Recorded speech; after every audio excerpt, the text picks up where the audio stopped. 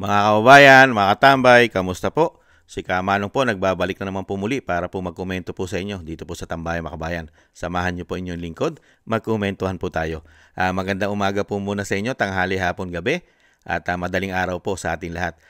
Sana po nasa mapayapa at maayos po tayong kalagayan. Umpisa na po natin mga tambay, ito pong pahayag ni Vice President, mga kababayan, tungkol po dito sa tanong ng media mga tambay na aapila raw po ba siya o maipag-usap sa Pangulo ng bansa tungkol po sa dating Pangulo doon po sa The Hague sa Netherlands sa ICC.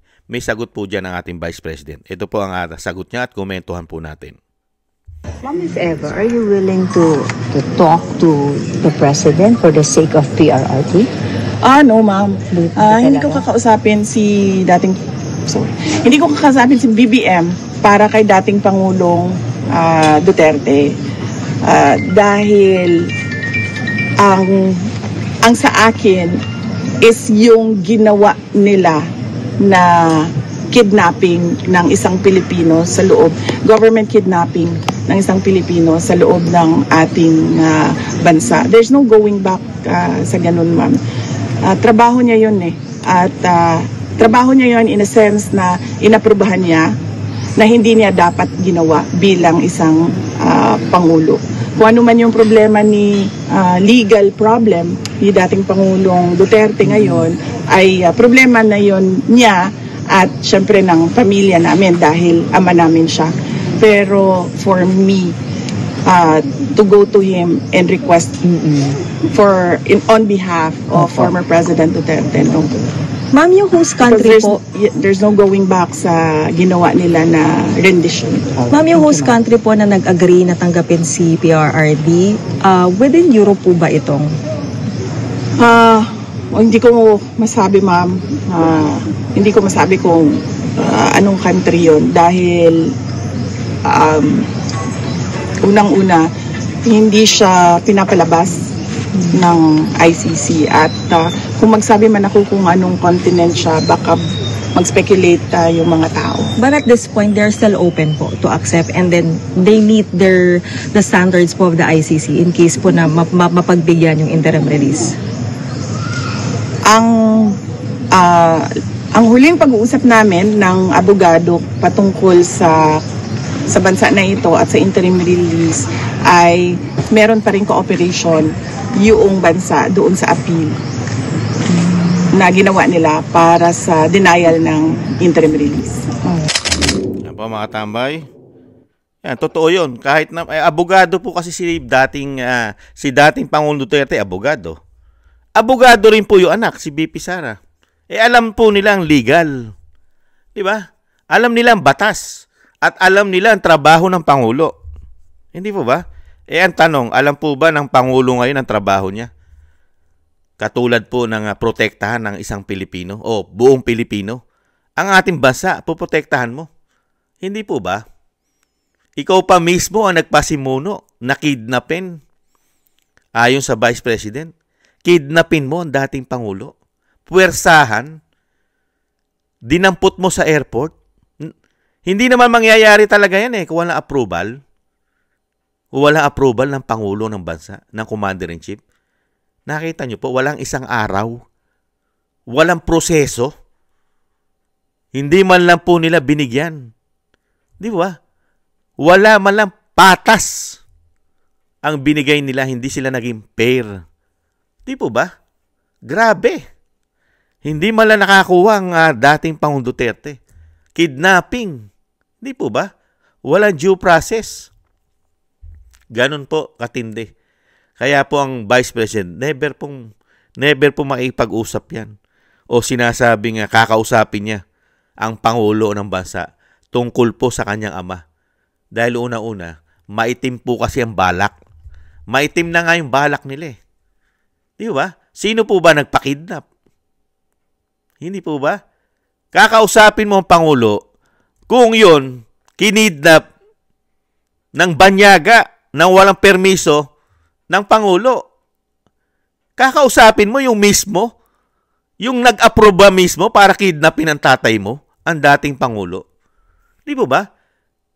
Dapat protektahan mo ang Pilipino. Di po ba? At yung mga legal matters na sinasabi ng Vice President, problema nila yun eh. Wala pa nga silang hinaharap na problema sa Pilipinas. Wala pang usapin, walang kaso sa ating bansa si dating Pangulong Duterte. Bigla mo na lang pinatapon. Di po ba? Abogado sila eh. Alam nila ang batas, alam nila proseso ng batas. Di po ba? Kaya nga lang po mga tambay. Meron kasi tayong Pangulo na hindi po kasi abogado. At hindi natin alam kung gaano po karami ang bumubulong sa kanya. At nagawa niya yon. Doon po tatama. Doon po tatama yung sinasabi ng Vice President sa mga bumubulong. Ano po yon? Manatili sa kapangyarihan. Pagharian nila umano ang Pilipinas. Hindi po ba? Dahil lahat po ng sagabal sa plano nila ay kailangan po nilang patahimikin. Hindi ba? Tanggalin sa kapangyarihan. At yan din po ang ginagawa sa Vice President. Hindi po ba? Dahil alam po natin ang boses ng dating Pangulong Duterte ay suportado at majority ng Pilipino. Hindi po ba? Minamahal ang dating Pangulong Duterte. Hindi po ba? Nakita nyo po? Ikaw ba naman makikipag-usap ka? Kaya nga po nagkandaleche-leche ating gobyerno eh. Di po ba? Kasi unang-una, alam ni dating Pangulong Duterte ang galawan nila, ang kilos nila. Hindi po ba? Binunyag kasi ni dating Pangulong Duterte ang mga maiitim nilang balak. Di po ba? Lalong-lalo na yung PI, yung People Initiative. Di ba?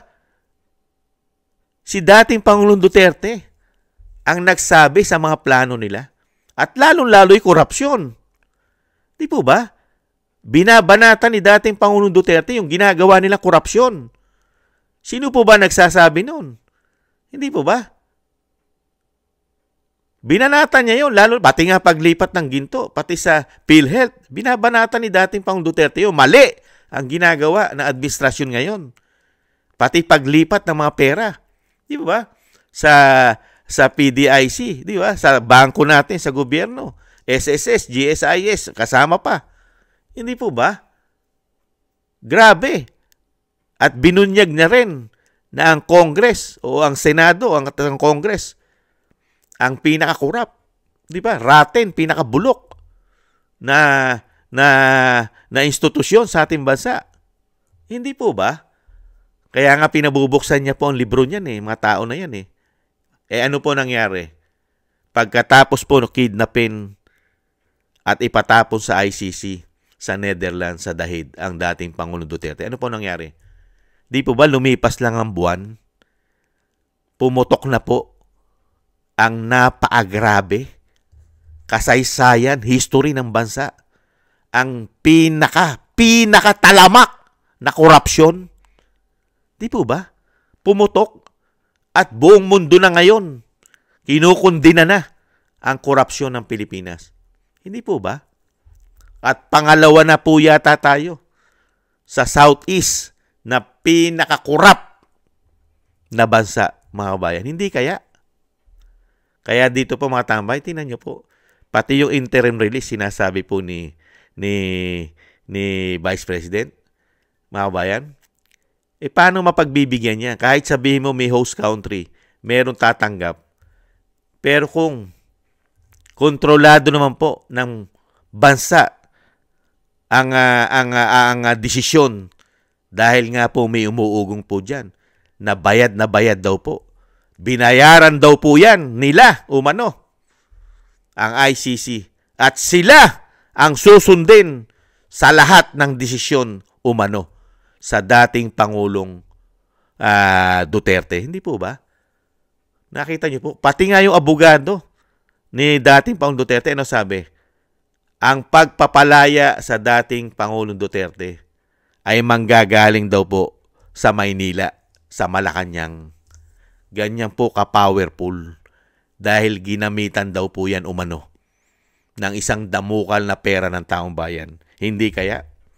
Kaya dito po mga katambay, kahit sino po, kahit po kayo, kahit ako, kakausapin mo po ba ang tao na mismong kumidnap sa pamilya mo, sa magulang mo?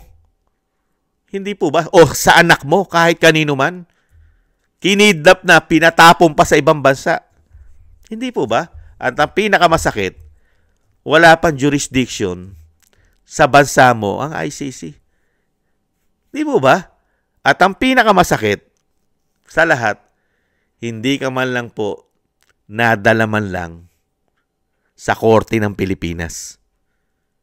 Yun ang pinakamasakit. Isa kang abogado, isa kang prosecutor, isa kang dating Pangulong Duterte, binastos ka, grabe pambabastos, at ang pinakamasakit, yung mismo kasundaluhan natin at kapulisan, yung magpuprotekta ng isang Pilipino, isang dating Pangulo, hinayaan mo, kidnapin, at kayo pa mismo nanguna sa kidnapping ayon sa Vice President. Grabe, no? Ibang klase. Kaya pala gagawin lahat din ng men in uniform na kidnapin dahil may pumuputok din palang issue sa kanila umano about sa corruption. Billion din po pala. Kaya pala magiging sunod-sunuran ka lang. Pati ang pagiging sinasabing dignidad ay mawawala pala. At never nakakakita ng corruption sila ngayon.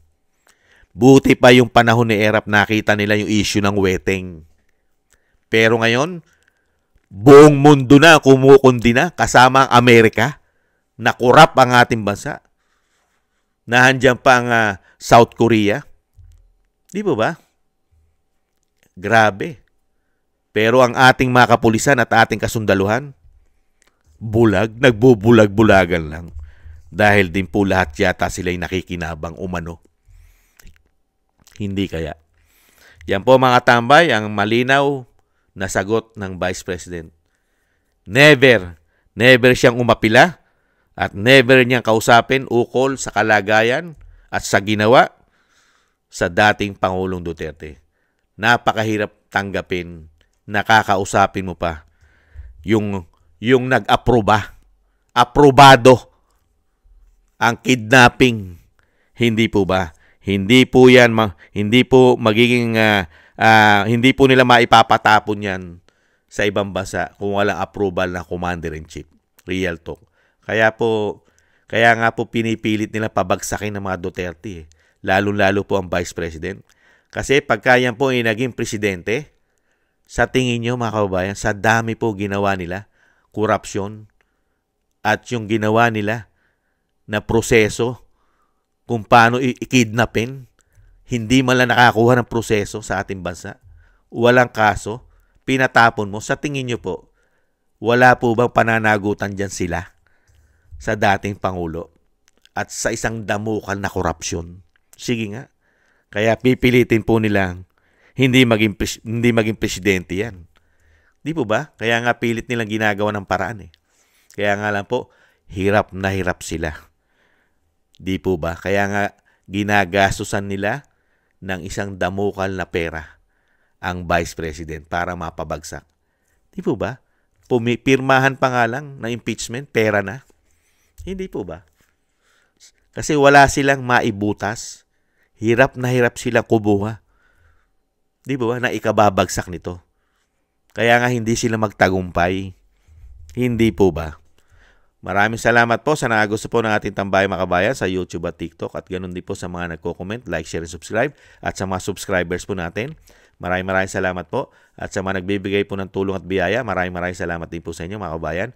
At syempre po mga kabayan, yung panalangin po natin mga kabayan, tuloy-tuloy lang po tayo, naisama po natin sa dasal natin na maingatan po ang pamilya Duterte at ang ating Vice President at ang ating dating Pangulong Duterte na sila po'y mailayo sa kapahamakan at makabalik na po sa lalong mabilis ang dating Pangulo at madugtungan pa po ang kanyang buhay at kalakasan. mga kababayan.